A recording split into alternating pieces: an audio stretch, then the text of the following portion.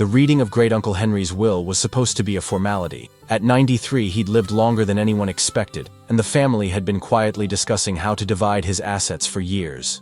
My cousins were confident they'd inherit the valuable farmland that had been in our family for generations, along with the profitable grain elevator business he'd built from nothing. When the lawyer announced that I would be receiving 20 acres on the north side of the county, the room fell silent. Then my cousin Jake started laughing. 20 acres of rocks and weeds, he said, shaking his head. Old Henry really got you good, didn't he? The rest of the family joined in the laughter. Everyone knew about that property. It was the land that had been in our family longer than any other piece, but it had never been good for anything. The soil was too rocky for farming, too steep for grazing, and too remote for development. Great-Uncle Henry had refused to sell it, despite decades of offers from developers and neighboring farmers who wanted to expand. Why would he leave me that worthless land? I asked the lawyer. He handed me a sealed envelope with my name written in Great-Uncle Henry's shaky handwriting. He said to give you this when you asked that question. Inside was a brief note. It's not worthless, Tommy. You just have to know where to look. Start with the old oak tree where we used to sit when you were little. The land will tell you its secrets if you... My cousins were still chuckling as they discussed their valuable inheritances. Prime farmland worth millions, the grain elevator business, and various investment property. I folded the note and put it in my pocket, feeling like I'd been given some kind of consolation prize. But something about Great-Uncle Henry's words stuck with. He'd never been the type to play jokes or waste time on meaningless gestures. If he'd left me that land, there had to be a reason. Chapter 2. The First Visit. I drove out to the property the following weekend, taking the winding gravel road that led to what everyone called Henry's Folly. The 20 acres sat on a series of rolling hills covered with scrub oak, wild grass, and enough rocks to build a small castle. It looked exactly as worthless as everyone had said. But as I walked the property line, I began to remember the times Great-Uncle Henry had brought me here as a child. He'd never called it worthless land. He'd talked about it like it was special, pointing out rock formations and telling stories about the early settlers who had first claimed this ground. I found the old oak tree he'd mentioned in his note, a massive white oak that had to be at least 200 years old. It sat on the highest point of the property, its gnarled branches providing shade for a natural clearing where the grass grew thick and green despite the poor soil. This was where Great-Uncle Henry and I used to sit during our visits, sharing sandwiches and listening to his stories about our family's history. He'd told me about our ancestors who had come west in covered wagons, about the hardships they'd faced, and the dreams they'd carried with them. I sat under the oak tree now, trying to remember exactly what he'd said about the land telling its secrets. As a child, I'd thought he was just being poetic, but now I wondered if he'd been trying to tell me something specific. The view from the hilltop was spectacular, rolling countryside stretching for miles in every direction, with the distant mountains forming a blue backdrop on the horizon. It was beautiful, but beauty didn't pay bills or justify the property taxes I'd now be responsible for. I was about to leave when I noticed something odd about the ground near the base of the oak tree. The soil was different, darker and richer than anywhere else on the property, and there were small depressions in the as if something had been buried and later removed. Chapter 3. Following the clues. I returned the next weekend with a metal detector I'd borrowed from a friend. If Great-Uncle Henry had hidden something on the property, I was determined to find it. I started near the oak tree, methodically sweeping the area where I'd noticed the disturbed soil. The metal detector began beeping almost immediately. About 3 feet from the base of the tree, I got a strong signal that suggested something substantial was buried just below the surface. I marked the spot and continued searching, finding several more locations that triggered the detector. When I started digging at the first spot, I found a metal box about the size of a shoebox, buried 2 feet down. It was an old ammunition box, military surplus from World War II, wrapped in oilcloth to protect it from moisture. Inside were documents, photographs, and what appeared to be survey maps of the property. The documents were land records dating back to the 1800s. Showing the original homestead claims and subsequent property transfers. But these weren't just routine paperwork. They included correspondence between early settlers and government officials, discussing something called the Mineral Rights Survey that had been conducted in 1887. The photographs showed men with surveying equipment working on what was clearly my property. They were taking measurements, collecting rock samples, and making detailed notes about their findings. One photograph showed a group of men standing next to what appeared to be a mineshaft entrance, though I'd never seen anything like that on the property. The survey maps were the most intriguing discovery. They showed the property in incredible detail, with markings that indicated various geological features and what appeared to be mineral deposits. There were notations in the margins about significant ore concentrations and commercial viability pending further investigation. I sat under the oak tree studying the documents, trying to understand what they meant. According to these papers, My worthless land had been surveyed for mineral deposits over a century ago, and the results had been promising enough to warrant detailed documentation. But if there were valuable minerals on the property, why hadn't anyone ever developed them? And why had Great-Uncle Henry kept this information secret for so long? Chapter 4. The Hidden History. The next box I found contained even more revealing documents. There were letters between my great-great-grandfather and representatives from several mining companies, all dated between 1888 and 1892. The mining companies were very interested in purchasing the mineral rights to the property, offering substantial sums for what they called exclusive extraction privileges. But my ancestor had refused every offer. His letters made it clear that he believed the land held something more valuable than whatever the mining companies wanted to extract. He wrote about protecting the legacy for future generations and ensuring that the true treasure remains hidden until the right time. One letter was particularly cryptic. The Spanish knew what they had found here, and they marked it well, but they were driven out before they could complete their work. What they left behind is worth more than all the gold in California, but it must remain secret until our family is ready to claim it properly. Spanish? I'd never heard any family stories about Spanish explorers or miners in our area. But as I continued reading, I found references to Spanish colonial records that had been discovered in the local courthouse archives. Apparently, the land had been part of a Spanish land grant in the 1700s, before it became part of the United States. The Spanish documents, translated and copied in the box, told an incredible story. A Spanish expedition had discovered what they called the Mother Lode on this property in 1769. They'd begun mining operations, but had been forced to abandon them when conflicts with local Native American tribes made the area too dangerous to work. Before leaving, the Spanish had hidden their extracted treasure and marked the location of the main vein for future recovery. They'd created detailed maps and left coded markers throughout the area, planning to return when conditions were safer. They never came back. The Spanish colonial government collapsed, Mexico gained independence, and eventually the land became part of the United States through the Mexican-American. The original Spanish records were lost or forgotten, and the location of the treasure became just another local legend. But my great-great-grandfather had found those records and spent years decoding the Spanish markers.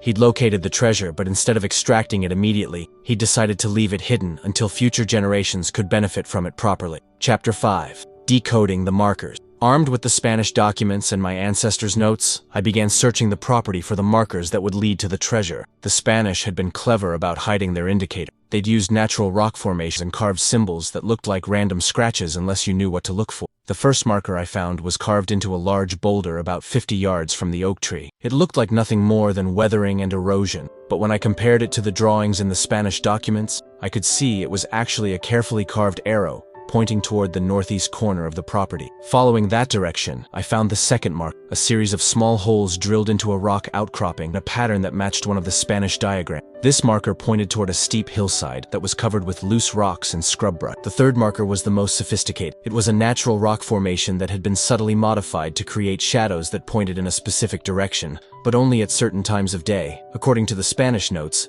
this marker would only reveal its secret when the sun was at the correct angle during the autumn equinox. I had to wait 3 weeks for the right date, but when I returned to the property on September 22nd, the shadow pattern was unmistakable. At exactly 3:47 p.m., the shadows formed an arrow pointing directly toward a seemingly unremarkable patch of ground near the base of the hill. I started digging at that spot, following the Spanish instructions to look. The stone that does not. About 4 feet down, I found it, a piece of carved limestone that was completely different from the local rock formation. It had Spanish writing carved into its surface and was clearly a marker stone placed there by the original miners. Beneath the marker stone was a wooden chest, remarkably well preserved despite being buried for over 2 centuries. The chest was locked, but the key was hidden in another location described in the Spanish documents, inside a hollow in the oak tree that had been sealed with clay and tree sap. When I finally opened the chest, I understood why my family had guarded this secret for so long. Inside were Spanish gold coins, silver ingots, and rough-cut gemstones that represented a fortune beyond anything I could have imagined. But there was something even more valuable than the treasure itself, a detailed map showing the location of the main mine shaft where the Spanish had been extracting the gold and silver. Chapter 6. The Mine Shaft. The map led me to the far corner of the property, where a steep ravine cut through the hillside. According to the Spanish documents, they'd built their mine entrance into the side of the ravine, then carefully concealed it when they were forced to abandon their operations. It took me 2 days of searching before I found what I was looking for. Hidden behind a curtain of vines and fallen rocks was an opening that had been sealed with carefully fitted stones. The Spanish had done such a good job of concealing the entrance that it was invisible unless you knew exactly where to look. I spent the better part of a week carefully removing the stones that blocked the entrance. The Spanish had built the seal to last, using techniques that ensured the mine would remain hidden but could be reopened by someone who understood their methods. When I finally cleared the entrance, I found myself looking into a tunnel that extended deep into the hillside. The Spanish had reinforced the walls with timber and stone, creating a mine shaft that was still structurally sound after more than 2 centuries. I equipped myself with proper safety gear, helmet, lights, rope, and emergency supplies before venturing into the mine. The tunnel was about 6 feet high and 4 feet wide, sloping downward at a gentle angle that made it easy to navigate. About 50 feet into the mine, I found the first evidence of Spanish mining operations. There were tool marks on the walls where they'd extracted ore, wooden support beams that were still solid despite their age, and carved symbols that marked different sections of the tunnel. The mine extended much deeper than I'd expected. I followed the main tunnel for over 200 feet before it opened into a larger chamber where the Spanish had concentrated their mining efforts. The walls of the chamber showed clear evidence of gold and silver veins, and there were piles of ore that had been extracted but left behind when the miners fled. But the most amazing discovery was in a side chamber that had been sealed off from the main mine. Behind another carefully constructed stone wall, I found the Spanish miners' main cache, the bulk of the treasure they'd extracted before being forced to abandon their operation. The chamber contained wooden chests filled with gold coins, silver ingots, and bags of raw gemstones. There were also religious artifacts made of precious metals and what appeared to be Aztec gold that the Spanish had acquired through trade or conquest. Chapter 7. The True Value. I spent weeks cataloging what I'd found, working with a discreet appraiser who specialized in historical artifacts. The treasure was worth far more than I'd initially estimated, not just because of the precious metals and gemstones, but because of the historical significance of Spanish colonial artifacts that had been perfectly preserved for over 2 centuries. The gold and silver alone were worth several $1,000,000 at current market prices. But the historical artifacts, coins, religious items, and Native American jewelry that the Spanish had acquired were worth even more to museums and collectors who specialized in colonial American history. The mine itself represented an ongoing source of wealth. The geological surveys I commissioned confirmed that the Spanish had only scratched the surface of the mineral deposits on the property. Modern mining techniques could extract significantly more gold and silver from the veins they'd identified, potentially generating income for decades to come. But perhaps the most valuable discovery was the historical significance of the site. I'd uncovered evidence of Spanish colonial mining operations that predated any known European activity in the region. The artifacts and documents I'd found would rewrite the history books and establish my property as one of the most important archaeological sites in the American West. I began to understand why my great-great-grandfather had chosen to keep the treasure hidden rather than extracting it immediately. In the 1890s, he wouldn't have been able to realize the full value of what he'd found. The historical artifacts would have been melted down for their metal content, and the archaeological significance would have been lost forever. By waiting, by preserving the secret for future generations, he'd ensured that our family would eventually be able to benefit from the discovery properly. The treasure was worth far more in the 21st century than it would have been in the 19th century. I also realized why Great-Uncle Henry had waited so long to reveal the secret. He'd been waiting for the right person, someone who would appreciate not just the monetary value of the discovery, but its historical and cultural significance as well. He'd chosen me because he believed I would handle the responsibility properly, preserving the historical integrity of the site, while ensuring that our family benefited from generations of careful stewardship. Chapter 8. Family Reactions.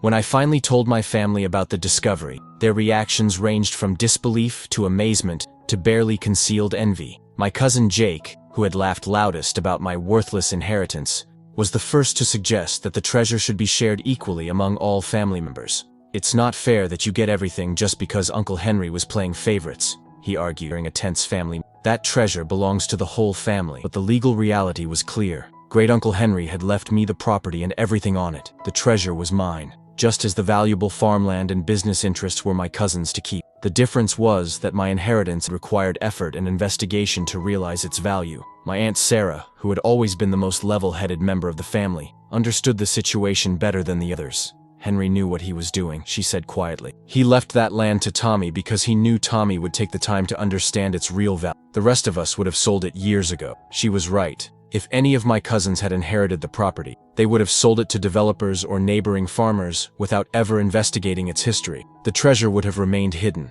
and the historical significance of the site would have been lost forever. I decided to handle the situation with as much grace as possible. While I wasn't legally obligated to share the treasure, I chose to establish a family foundation that would benefit everyone. The foundation would manage the ongoing mining operations and ensure that future generations would continue to benefit from the discovery. I also worked with local universities and museums to establish the property as a protected historical site. The Spanish mine would be preserved for future research, and the artifacts would be displayed in museums where they could educate the public about the region's colonial history. The worthless land that had been the subject of family jokes was now the most valuable property any of us owned. But more importantly, it had revealed a hidden chapter of our family's history and established a legacy that would benefit future generations for decades to come. Chapter 9. The Archaeological Discovery. Word of the Spanish colonial mine spread through academic circles, and soon I was contacted by archaeologists from several major universities who wanted to study the site.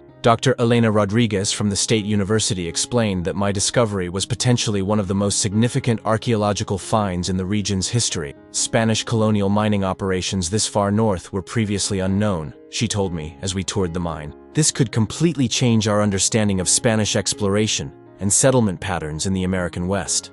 The university proposed a partnership that would allow them to conduct a full archaeological survey of the property while ensuring that I retained ownership and control of the site. They would document everything they found, preserve the historical artifacts properly, and help establish the mine as a protected historical landmark. The archaeological team's initial survey revealed that the Spanish operations had been even more extensive than I'd realized. Using ground-penetrating radar and other modern techniques, they found evidence of additional mine shafts, processing facilities, and what appeared to be a small settlement where the miners had lived. They also discovered that the site had been occupied by Native American tribes for thousands of years before the Spanish arrived. The property contained artifacts from multiple periods of history, making it a treasure trove of information about the region's cultural development. Dr. Rodriguez was particularly excited about finding evidence of trade relationships between the Spanish miners and local Native American tribes. This challenges the traditional narrative of conflict between Europeans and Native Americans, she explained. It appears there was significant cooperation and cultural exchange happening. The archaeological work would take years to complete, but the university agreed to pay substantial fees for the exclusive right to study the site. These payments, combined with the income from carefully managed mining operations, would provide a steady revenue stream that would benefit my family for generations. The discovery also attracted attention from the National Park Service, which was interested in potentially designating the property as a National Historic Landmark. Such designation would provide additional protection for the site, while increasing its value as a tourist destination and educational resource. I was beginning to realize that Great Uncle Henry's gift was far more complex and valuable than even he might have imagined. Chapter 10. Modern Mining Operation. While the archaeological work continued, I also began developing plans for modern mining operations that would extract additional gold and silver from the veins the Spanish had identified. The geological surveys confirmed that the Spanish had only accessed a small fraction of the mineral deposits on the property. I partnered with a mining company that specialized in environmentally responsible extraction techniques. They would use modern methods to access the deeper veins, while ensuring that the historical portions of the mine remained undisturbed for archaeological study. The mining operations would be carefully managed to minimize environmental impact and preserve the property's natural beauty. The company would restore any areas they disturbed and implement conservation measures that would actually improve the land's ecological. The projected income from the mining operations was substantial, enough to make me one of the wealthiest people in the county. But I was more interested in using the wealth responsibly than in simply accumulating money for its own sake. I established the Thompson Family Foundation, with an initial endowment of $5 million from the treasure I'd found. The foundation would support education, historical preservation, and environmental conservation projects throughout the region. I also set aside funds to establish scholarships for students studying archaeology, geology, and environmental science. The scholarships would be awarded annually and would help ensure that future generations of researchers would be able to continue studying sites like mine. The mining operations would be conducted in phases over a period of 20 years, with regular assessments to ensure that the work remained economically viable and environmentally responsible. The income would be more than enough to support my family while funding the foundation's charitable activities. I kept thinking about Great Uncle Henry's wisdom in preserving the secret for so long. If the treasure had been discovered and extracted in the 1890s, it would have provided a one-time windfall but no lasting benefit. By waiting, by allowing the value to appreciate, and the historical significance to be recognized, he'd created a legacy that would benefit multiple generations. The worthless land had become the foundation for a family dynasty built on responsible stewardship of natural and historical resources. Chapter 11. The Legal Challenges. Not everyone was happy about my discovery. Several neighboring landowners filed lawsuits claiming that the mineral rights extended beyond my property boundary. Local politicians questioned whether I should be allowed to profit from what they called public historical resources. And distant relatives emerged from nowhere, claiming they deserved a share of the treasure. The legal battles were expensive and time-consuming, but my position was strong. Great-Uncle Henry had clear title to the property and all mineral rights. The treasure had been found entirely within my property boundary, and I had followed all applicable laws regarding archaeological discoveries and mining operations. The most serious challenge came from a group that claimed to represent the interests of local Native American tribes. They argued that the artifacts found on the property belonged to their ancestors and should be returned to tribal control, rather than being displayed in museums or sold to collectors. This was a legitimate concern that I took seriously. I worked with tribal representatives and the university archaeologists to develop a plan that would respect Native American cultural heritage while preserving the historical significance of the site. We agreed that any Native American artifacts would be handled according to federal laws governing such discoveries. The tribes would have input into how the artifacts were studied and displayed, and they would receive copies of all research findings related to their ancestors' presence on the land. The Spanish colonial artifacts were a different matter. Since there were no direct descendants with legal claims to them, these would be preserved and displayed in museums, with the understanding that they represented an important part of American history that belonged to all citizens. The legal challenges took almost 2 years to resolve, but eventually all claims were either settled or dismissed. The courts confirmed my ownership of the property and everything found on it, while establishing protocols for future archaeological work that would respect all cultural interests involved. The experience taught me that wealth brings responsibilities as well as opportunities. I had to balance my family's interests with broader public concerns about historical preservation and cultural sensitivity. But it also confirmed that Great-Uncle Henry had been wise to wait for the right time and the right person to reveal his secret. The legal and cultural complexities of the discovery required someone who was willing to handle them responsibly, rather than simply extracting maximum profit as quickly as possible. Chapter 12. The Museum and Education Center. With the legal issues resolved, I began developing plans for a museum and education center that would showcase the property's historical significance while generating additional income through tourism. The facility would tell the complete story of the land, from its earliest Native American inhabitants through the Spanish colonial period to its role in American westward expansion.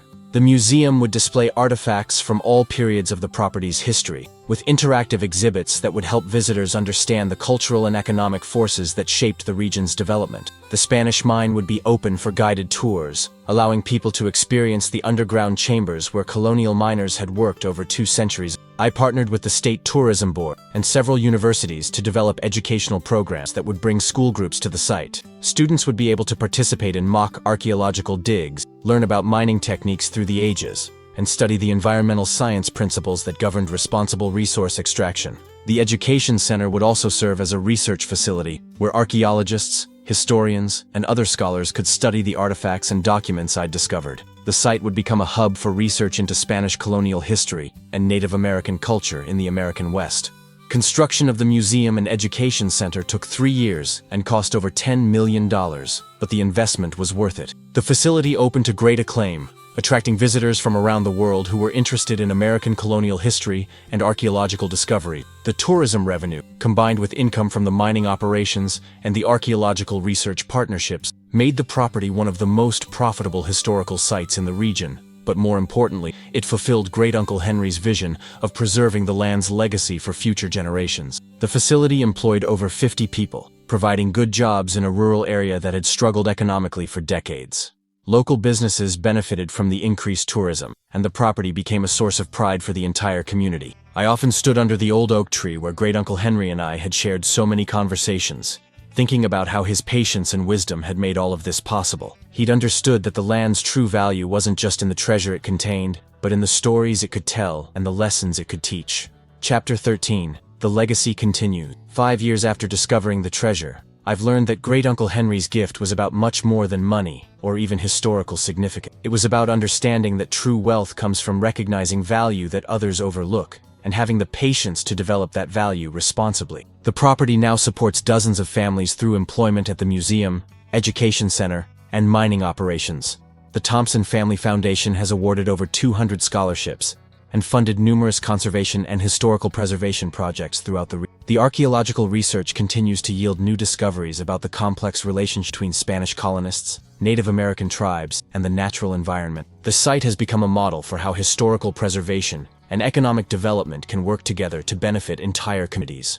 My cousins, who once laughed at my worthless inheritance, now understand that Great-Uncle Henry knew exactly what he was doing when he chose me to receive the property. They've come to appreciate that his decision wasn't about favoritism. It was about recognizing who would take the time to understand the land's true potential. The mining operations continue to generate substantial income, but they're conducted with careful attention to environmental protection and historical preservation. We've proven that it's possible to extract natural resources responsibly while maintaining the integrity of important historical sites.